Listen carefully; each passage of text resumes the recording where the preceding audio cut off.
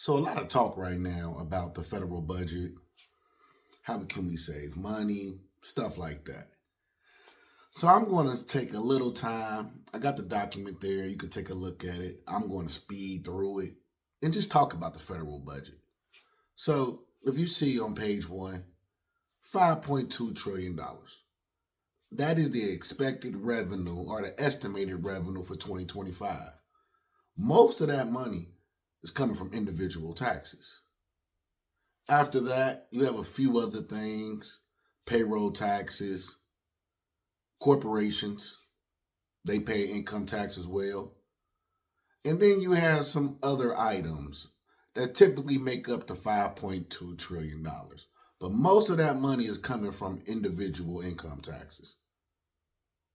So we get a good bird's eye view of the revenue. Now, if you go to the next page, you'll see the expenses, also called outlays. Now, these outlays, this is what we expect to pay. Now, the biggest expense that we have is Social Security. As you can see, that's a big chunk of that $7 trillion. It's Social Security, Medicare, Medicaid, paying for our people. And so that's one of our biggest expenses. After that, we have some other things called discretionary.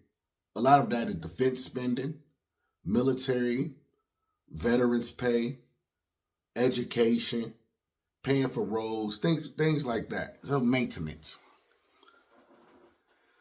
Got a few other things. The third one I'm going to cover is the interest. And so for the interest, this is net interest. This is what we owe people. And so in order to essentially finance the government, we have to take out loans in the form of bonds, things like that.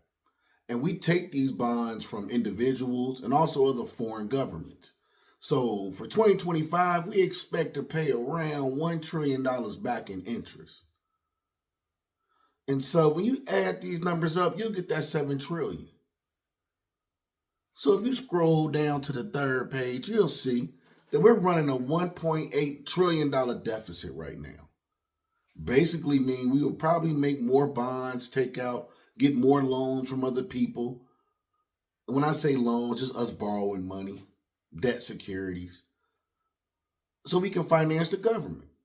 Now, $1.8 trillion, that sounds ill, if you will, but keep in mind that the federal government has been running a deficit for the last 25 years, save 1 year.